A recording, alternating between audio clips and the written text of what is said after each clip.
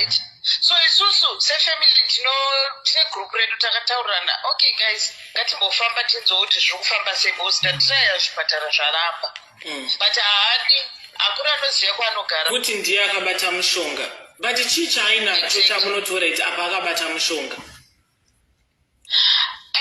Do you know kuti vanhu vaanoshanda navo chero akavabira mari, those people vanouya ongotaura nyaya 2 minutes then vonyarara. That's how mushonga yake works. Anoneutralize vanhu vaanobira mari. You understand?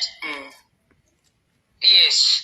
Vanobirwa vasikana veve vanobirwa mari, and there's this lady again akabva kubirwa mari, handisina kupinda mairi zvangu, but akabva kubirwa mari recently, akauya kufamily, haana kurita social media, yakangotaurwa mbijana, then boom, yanyararwa. So I think ane something to do, miti yake ine something to do nekunyaradza vanhu.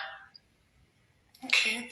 Saka makususpect kuti okay, Tytie akabata mushonga ndeapi? Why mibvunzo like my sister iye ane nhombo ari kusangana nema-bad dreams, right? Izvi kana mune kurota isusu kufamba, we used to make money tichitoziva kuti tine mari, but now kubvira patakalena kuti something is not okay, mari dzedu hatichaoni kufamba kwadzo. Oh shit. And iye is making money, you see? All right. So are you married? Ndakungobvunza hangu. Yes, I am. All right. What about Anenumbu? Is she married? Yes, she is married, yeah. Okay. So, matauro panyaya yekuti amai vari kurwara apa. What is going on? Yeah, mama vari kurwara. Tosvika papoint yekunge varohwa nezvinhu, womboti zii, right? Varohwa nezvinhu, takatira kusumuka navo kuenda kuchipatara, but it didn't help.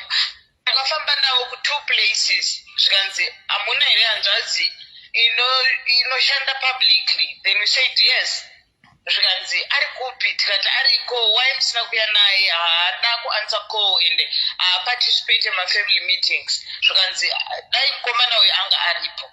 To us, the information iyoyo itori enough kutoziva kuti ndiye Akaromba. You understand me? Oh, okay. All right. Yes. So, all right. Ndezvipi zvimaTytie zvamungafungidzira kuti okay, this is zvamungapewo mionenyi yekuti okay, Tytie Akaromba really. Ndezvipi zvamungabata kuti okay, Tytie aachiva ichi. Like I said, semunhu Akaromba, because isusu naTytie tari time tisingaonani, because iye haadi vanhu, akurarama life yake separately, but takanzwa kuti is developing kumusha. You understand? So zvandakuudza zvezvo kuti Tytie anobira vanhu, anoita sei vanhu vave they end up vachinyarara. I know kuti unoziva nyaya yaprofetess vayo vakabirwa 1000. Yeah, I still remember. But vakangonyarara prophetess, vakatoshandisirwa mushonga for your own information, kuti vanyarare. Really? Hakusi kunyarara kwega, but vakashandisirwa mushonga, get it from me. Okay. Saka, all right. Mama vari kuti chii kana vachizivawo zviri kusangana zvamuri nazvo mumafamily saamai, vari kuti chine mwana between mama naTytie pane communication here? Because ndanzwa achimenshena kuti ini ndinotengera mama grocery, but imimi yesterday you said kuti Tytie achengete amai. Anonyepa. You can even ask him kuti mai vake vari kutaura here izvezvo, because mama havachataura. Hey. Saka all right. Tiri ipapapo.